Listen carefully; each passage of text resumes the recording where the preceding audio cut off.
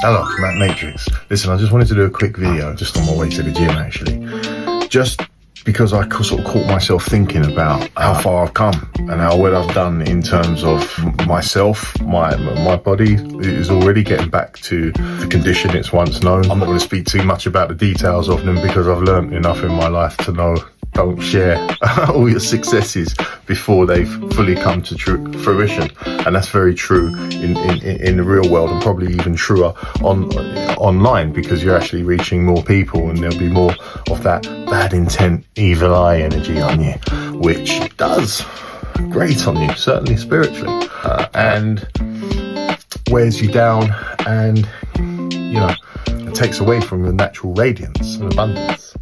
So, but I will say this, a few irons in the fire that I've been working on recently, and yeah, I've secured some decent opportunities that are certainly going to elevate my life in terms of abundance.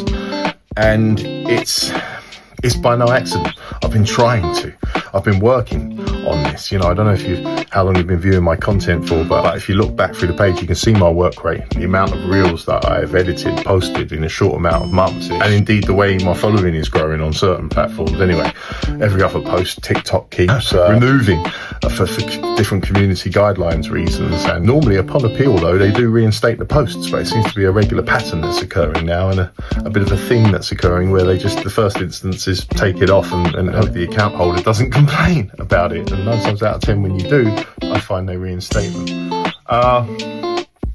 So it's really a motivational post for everyone else to say, look, these things don't happen by accident. Your life isn't going to improve. You're not going to attract more opportunity, more wealth, more kindness, more love from other people by not strategizing on how to go about improving yourself and evolving as a person. You need to set a plan of actions and then stick to it consistently. Listen, I don't know how familiar you are with me as a person and my journey. It depends how long you've been following me for, if you know. But I can tell you that I've been through some very hard times in my life, and just recently I lost everything. I was at a social and financial standing of the highest caliber that I've achieved in my life so far, and then it was all taken from me, ultimately because I've done the wrong things with my freedom and success, and I've learned from that. These things keep edging us towards the version of ourselves that we're destined to be, but none of it comes without hard work and consistency. After I lost everything recently, my home, my car, friends, even family members to some extent, my freedom, liberty, the area that I could live, I lost so much. I'm going to be real and I'm going to be honest with you. You know what I've done for the first year? We're not talking days or weeks here, we're talking a whole year that I was really beside myself with just grief and sorrow over the old me, the life that I lost. I pretty much sat on the couch watching different films, watching different shows and movies, binge watching, ordering Uber Eats normally twice, not once a day. Burger King, Pizza Hut, even McDonald's, Chinese, Indian takeaways. I didn't discriminate. I ate it all. Negative thinking is another one. I used to just lay on my bed doom scrolling on my phone. Not even watching content, uplifting content like I'd like to think mine is. Watching shit, do you know what I mean? Hollywood celebrities giving their opinions on things, being interviewed. People doing pranks and stuff on people out in the streets. Scantily clad women doing all sorts of poses.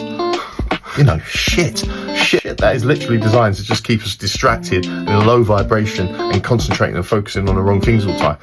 I spent months, if not years, on my bed following this kind of diet, following this kind of regime with my spare time. I'd wake up and check what I'd missed on the phone before I even think about or remember who I actually am.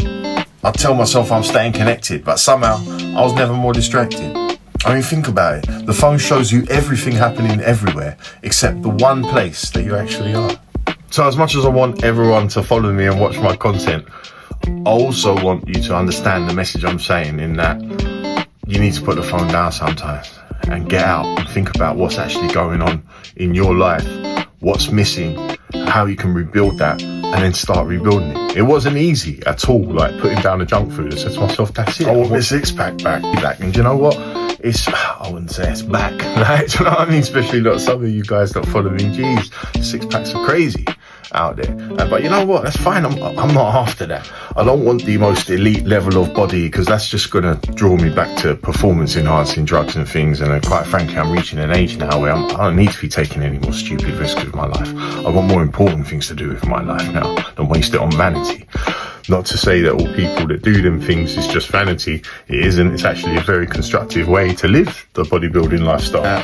Which brings me on to my next point. The diet and the food was such a big part of it. You know, when I was eating that junk food, it's like my thoughts were junk. Everything was junk. My body, you know, shit in, shit out. It translated into the way I think about the world and the things that I'm focusing on, my energies. When I stopped eating all junk food, now I just have things like a couple of cans of mackerel with an avocado, you know, for lunch. I'll try and fast for as long as I possibly can and not eat it in the evenings past 5, 6 o'clock maybe, you know. When I wake up, this whole the breakfast of champions and breakfast is for kings and all this kind of mentality that we've been programmed into believing is poppycock.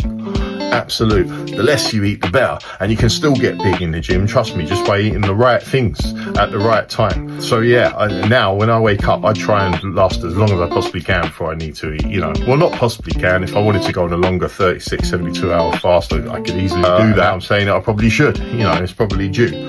I'll definitely not eat anything until at least 1, 2 p.m, sometimes 5 p.m. And then I'll just have one meal, which will be like a salad, maybe a nice organic chicken cooked with lots of different salad type additions. Or fruit, you know, is another big one. Watermelon. Sometimes when I get back from the gym after fasting till 2 o'clock and I've worked out as well, I think you're burning the most fat by doing that because you haven't got, your body's not busy digesting anything. It's just, you can burn calories pure, and you do, but you do need something afterwards. But I think it's always important to break your fast with a light meal. For me, fruit's perfect for that. I'll come back and just eat a watermelon, or it depends on the size of the watermelon, but either a whole one or a half one. I'll eat that, and then maybe an hour later I'll have some solid food. And this has done wonders for my mindset. Just the fasting, also sleeping as well, you know, going to bed early to bed, early to rise, definitely helps for the mind. And the training regime, you know, I've only been training for a few weeks now, but I feel so much better for it mentally, and I can see the condition that I used to be in, as I say, coming back now.